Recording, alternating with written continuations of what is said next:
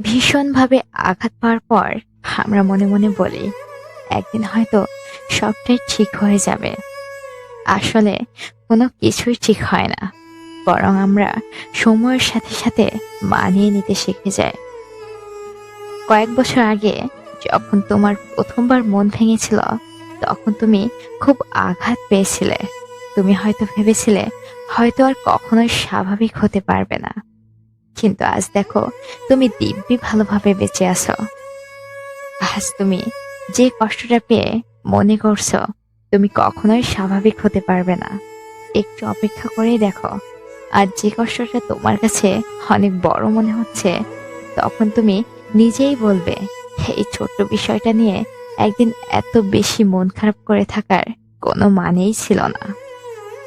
ছোটবেলায় প্রিয় খেলনাটা হারিয়ে গেলে আমরা কতই না কেঁদেছি, অথচ এখন দেখো, প্রিয় কিছু হারিয়ে গেলেও সেই আগের মতো কেউই আমরা কাঁদি না।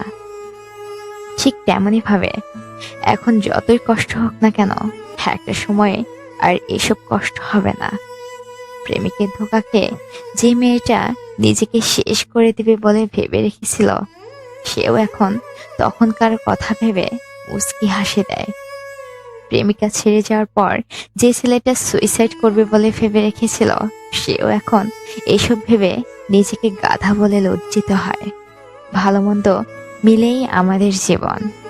ভালো সময় আসবে, খারাপ সময় আসবে, আমাদের দুটোই উপভোগ করতে হবে। ভালোটা গ্রহণ করে নিলাম, অথচ খারাপটা যদি গ্রহণ না করি, তাহলে আমরা ভালোটা কখনো বুঝতেই পারবো না। বরং খারাপটা গ্রহণ করতে পারলে বেশি শক্ত হতে পারা যায়।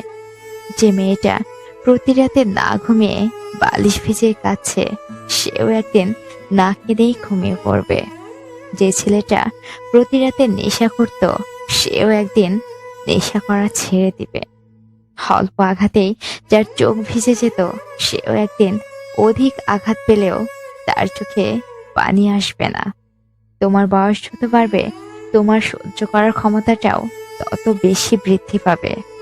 ছোটখাটো বিষয় নিয়ে এখন তোমার তীব্রভাবে মন খারাপ হয়, একদিন নিজেই বুঝতে পারবে এইসব ছোটখাটো বিষয় তোমাকে আর স্পর্শও করতে পারবে না, কারণ তুমি অনেক বড় হয়ে গিয়েছো।